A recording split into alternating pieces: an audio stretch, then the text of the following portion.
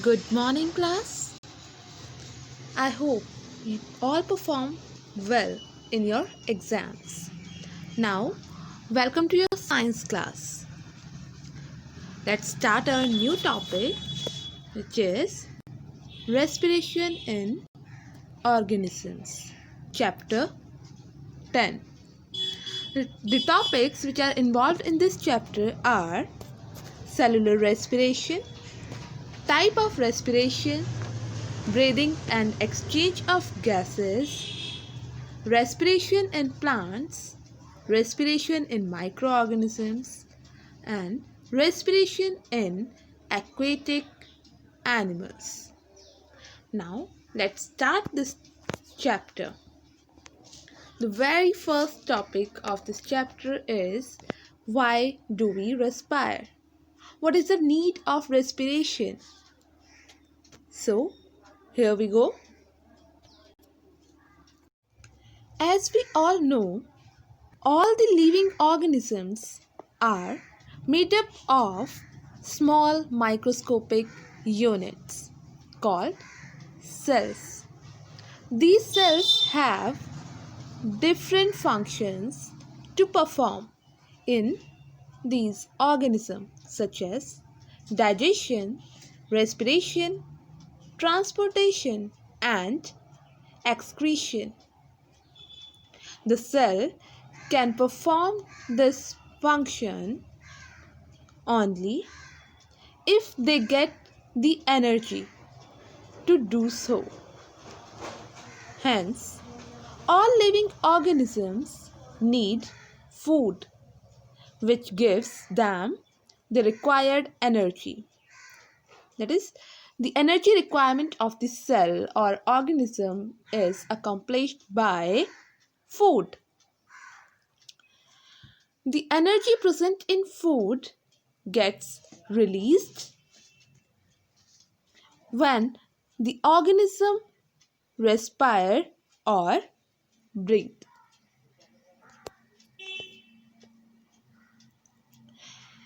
Here is the definition of respiration. Respiration is the process by which food or glucose is broken down in the cell of the body with the help of oxygen to release energy. Now the question is, how food help us in gaining energy? How we gain energy from the food? So, as we breathe, we take in the air that contains oxygen in it and breathe out air which contains carbon dioxide or CO2. This oxygen, when transported to our cell, helps in breaking down the food and we get energy. Since respiration takes place in cells of the body, because respiration takes place in the cell, that's why it is known as cellular respiration, or we can define as cellular respiration is the process in which food that we eat is broken down inside the cells, which result in release of energy. All the cells in living organism undergo cellular respiration. The cellular respiration takes place in a cell organelle called mitochondria. The oxygen that an organism breathes is react with carbohydrate, that is glucose, and break this glucose into carbon dioxide water, and release energy. This energy is used by our body to perform different functions. So this is the diagrammatic representation. This is carbohydrate or glucose. It reacts with oxygen and form carbon dioxide, that is CO2, plus water or H2O, and energy is released in the form of ATP. ATP. Okay, is it clear? Now come to the next slide. Next topic is type of respiration. We only discuss about the cellular respiration or breathing. Here are two terms, respiration and breathing. These two terms are different. Breathing is the process of inhalation and exhalation of air, but respiration is the process of breakdown of food or complex food into simpler one, that is break glucose, which is the complex one, into the energy, which is the simpler one. Now come to the next slide, which is type of respiration. There are two type of respiration on the basis of whether the air is present or not. They are aerobic respiration and anaerobic respiration. Firstly, we discuss about aerobic respiration. Aerobic respiration is a respiration in which glucose is broken down in the presence of oxygen or air to release carbon dioxide, water, and energy. Most of the organisms respire by aerobic respiration. Only the difference between aerobic and anaerobic respiration is most important difference, which is presence of oxygen or absence of oxygen. Second type of respiration is anaerobic respiration.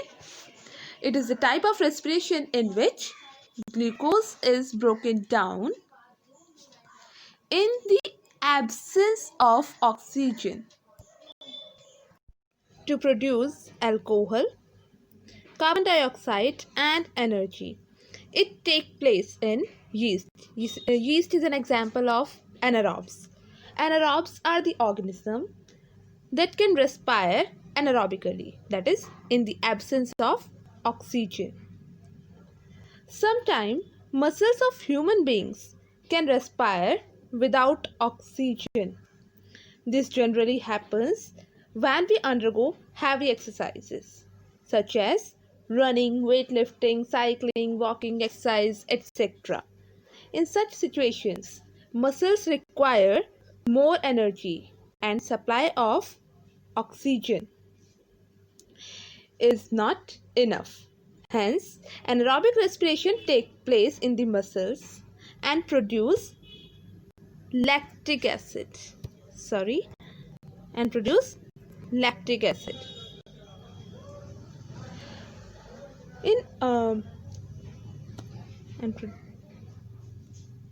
And this accumulation of lactic acid in the muscles cause cramps. That's why we often feel cramps while we do heavy exercises. In order to get relief from the cramps, we can take a hot water bath or massage our muscles. As a result, oxygen reaches the cell easily, which breaks on the lactic acid into carbon dioxide and water. So, anaerobic respiration also takes place in human, in muscles. It is the difference between aerobic and anaerobic respiration. First one is uh, aerobic respiration takes place in the presence of oxygen. This is the most important difference between aerobic and anaerobic respiration. On the other hand, anaerobic respiration takes place in the absence of oxygen. It leads next point in aerobic respiration. It leads to release of high amount of energy. High amount of energy is released in aerobic respiration. On the other hand, low amount of energy is released in anaerobic respiration. Third point is human beings and many other animals undergo aerobic respiration, while yeast and sometimes human beings in mussels undergo anaerobic respiration. Only few organisms can respire by anaerobic respiration. Most of the organisms respire by aerobic respiration. Next point is the end product of aerobic respiration are carbon dioxide and water and energy. In anaerobic respiration, muscle cells release lactic acid and yeast release ethanol or alcohol and carbon dioxide in anaerobic respiration. Now come to the next slide, which is breathing. As we already know what is breathing. Breathing is the process by which oxygen rich air is inhaled or taken in and carbon dioxide rich air is given out with the help of respiratory organ. Or we can simply say inhalation and exhalation of air is called breathing. Inhalation is the process of taking the air that contains oxygen inside the body. On the other hand, exhalation is the process of releasing out air that contain carbon dioxide or CO2 out of the body. Inhalation and exhalation take place alternatively in the breathing process. Here is the term breathing rate.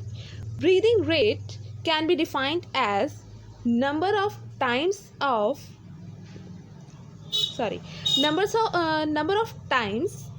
person breathes in a minute, or a number of time a person breathes in a minute is called breathing rate, or number of breaths per minute is called breathing rate.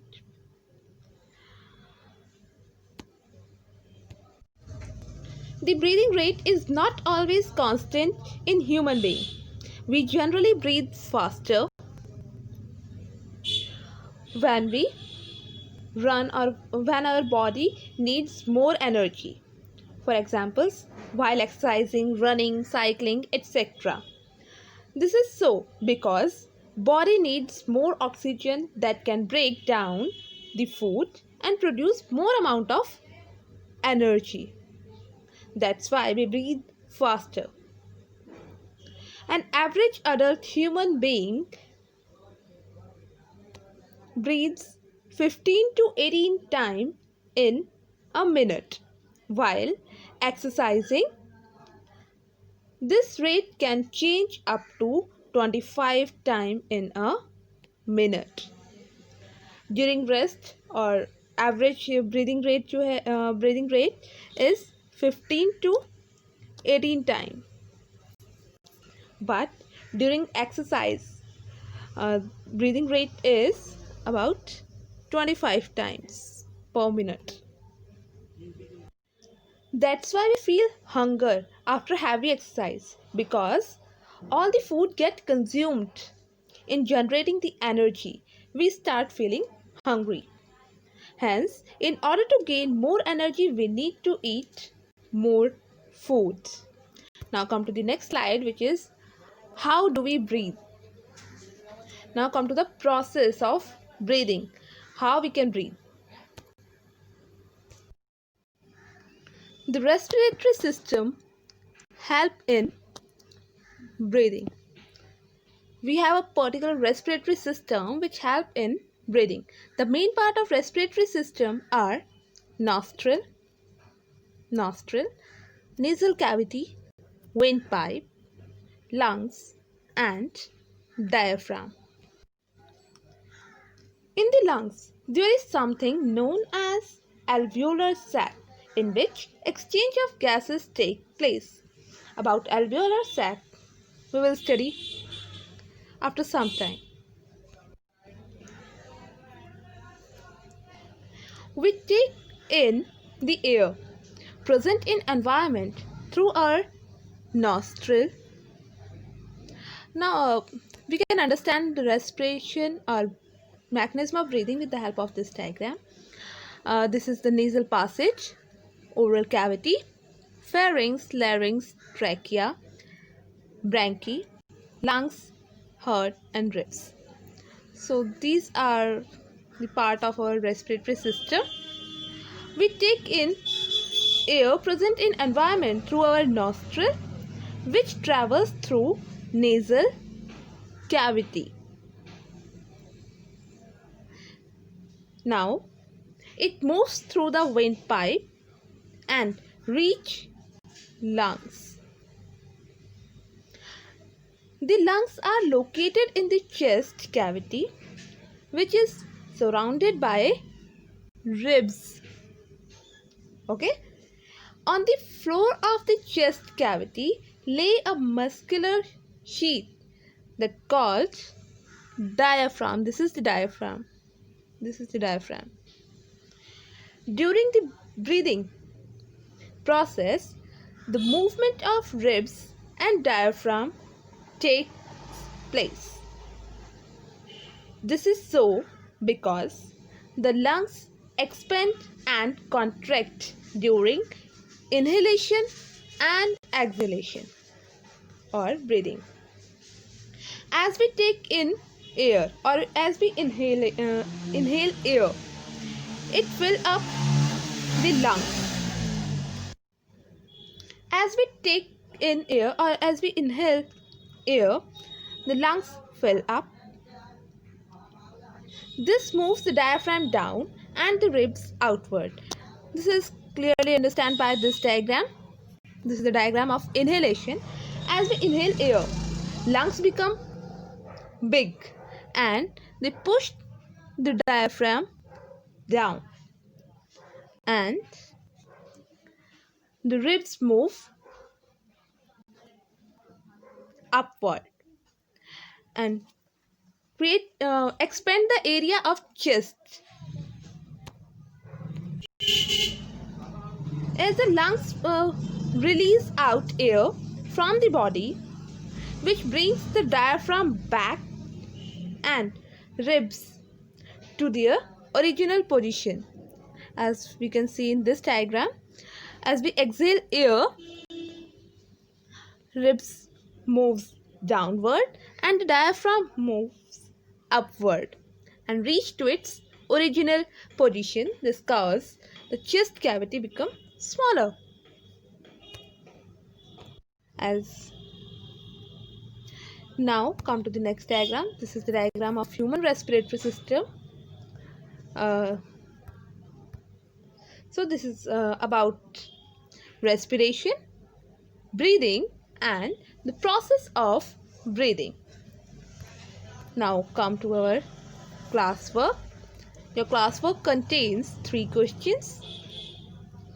First question is, why does an athlete breathe faster and deeper than usual after finishing the race? As we already discussed about this topic, because during exercise we need more energy and energy is released by the breakdown of food, which is carried out with the help of oxygen. So this is the reason due to which athletes breathe faster after finishing the race. So you can read the answer. The athlete needs a lot of energy during race, and for the release of energy they need lots of oxygen. Hence they breathe faster and move and more profound than usual after finishing the race. Is it clear? Now come to the next question, which is, why do we often sneeze when we inhale a lots of dust laden air? As we inhale air present in surrounding or environment, sometimes various unwanted elements such as smoke, dust, pollen grains are also inhaled in it. However, they get stuck in here in our nostril, but some of them can get through the nasal cavity. They thus cause irritation in nasal cavity, which makes us sneeze. This helps in getting rid of unwanted particle out of the nasal cavity. Or we can say, when we inhale dust laden air, dust irritates nose or nasal cavity. As reflexive action, dust is thrown out through sneezing. This is the simpler answer. Now come to the third question, which is, take 3 test tubes, fill 3/4 of each with water, label them A, B and C. Keep a small snail in test tube A and a water plant in test tube B, and in test tube C, keep snail and plant both. Okay, take 3 test tube. In test tube A, B and C. In first test tube, take a snail. In second test tube B, in test tube B, take small water plant, and in test tube C, take plant and snail both. Which test tube would have the highest concentration of CO2? Now come to the answer. Test tube A will have the highest concentration of CO2. Why? Because it contains only an animal which during respiration produce carbon dioxide. It consumes oxygen and release carbon dioxide in the test tube. So it contains the highest concentration of CO2 in it. Our answer, because test tube A will have snail or animal which expels out carbon dioxide into test tube. In test tube C, there is a plant which will inhale carbon dioxide to decrease CO2 concentration in the test tube C. As we all know, plant produce their food with the help of photosynthesis, by the process of photosynthesis, and during photosynthesis they consume carbon dioxide. That's why test tube C contain less amount of carbon dioxide, and test tube A contain highest amount of carbon dioxide than other two. So this is your classwork. You can take the screenshot of your classwork. Just a minute. Now you can take the screenshot of your classwork. This is question number 1, question number 2 and question number 3. Now come to your homework. Your homework contains 3 questions. First one is of MCQ type. First part of your first question is, in cockroach, air enters in the body through which organ? Lungs, gills, spiracles, or skin. You have to choose the correct option. And the second question is, during heavy exercise, we get cramps in legs due to the accumulation of which substance? Your four options are carbon dioxide, lactic acid, alcohol, and water. You all know the answer. We already discussed about this question. Now come to the third part, which is normal range of. This is your third question. Normal range of breathing rate per minute in an average adult person at rest is, your options are 9 to 12, 15 to 18, 21 to 24, and fourth one is 30 to 33. You have to choose the correct answer. We already discussed about breathing rate. Now come to the fourth question, which is during exhalation, do ribs, movement of ribs. First option is moves upward. Second option is move downward. Third is move upward. And fourth one is do not move at all. You have to choose the correct option, whether the ribs moves outward or downward or upward. So this is your homework. You can take screenshot of your homework. Just a minute. Now come to the second question, which is list the similarities and difference between aerobic and anaerobic respiration. We already discussed about aerobic and anaerobic respiration, so you can write easily. Now come to the third question, which is of keywords. There are four keywords. Yes, first one is breathing rate, diaphragm, inhalation, and fourth one is aerobic respiration. So this is your homework. I hope you understand what we discussed in this video. Thank you.